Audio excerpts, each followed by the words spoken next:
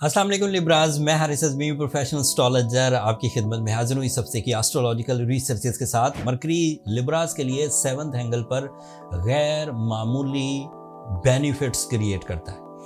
इसके general benefits तो mind से रिलेटेड हैं, जैसे बहुत अच्छी सोच आपकी पैदा होगी, कंसंट्रेशन के साथ लर्निंग स्किल्स इंक्रीज़ करेंगी। जब लर्निंग स्किल्स इंक्रीज़ करती हैं तो बंदे के प्लान्स भी बदलते हैं। सिर्फ लर्न नहीं कर रहा होता, वो उसे एग्जीक्यूट भी कर रहा होता है, चीज़ों में इन्वेस्ट भी कर रहा होता है, अपनी स्किल्स को, अपनी सोचों को, अपने प्लान्स को।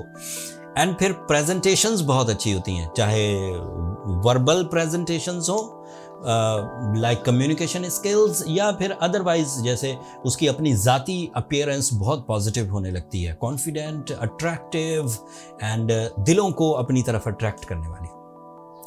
फिर इसकी वजह से एजुकेशनल परफॉर्मेंसेस भी बढ़ जाती हैं, ये स्टूडेंट्स के लिए भी बहुत अच्छा है, लेकिन ये भी माइंड स्किल से ही रिलेटेड है। इसके दो अदरवाइज बेनिफिट्स हैं लिब्रा के लिए।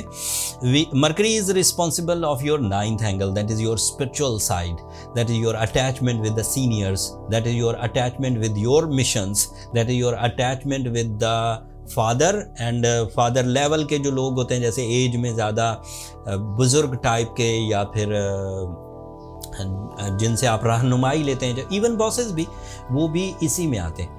फिर ये आपके 12th एंगल का भी रिप्रेजेंटेटिव है, दैट मीन्स के आपकी जो रियल अप्रोचेस हैं उसको तकवीयत मिलती है। आप टेम्पटेशन से, मसनूई चीज़ों से, अपने आप को जो आपने कैमोफ्लेज किया होता है वहाँ से आप बाहर निकलते हैं एंड चीज़ों को ज़्यादा हकीकत से सोचते हैं एंड परफॉर्म करते हैं। तो इतने बेनिफिट, एक लिस्ट ऑफ एडवांटेजेस हैं।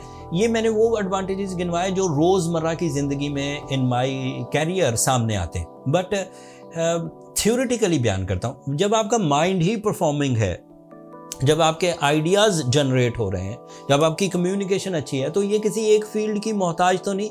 अगर आपका दिमाग काम कर रहा है और आप पर्सनैलिटी पर कुछ काम करना चाह रहे हैं, अपनी शख्सियत साजी पर, अपनी किरदार साजी पर, अपनी अपीयरेंस पर, अपने खाने पीने पर, अपने लिबास पर, तो कर लीजिए, क्योंकि दिमाग तो चल रहा है, वहाँ से आइडियाज़ आएंगे।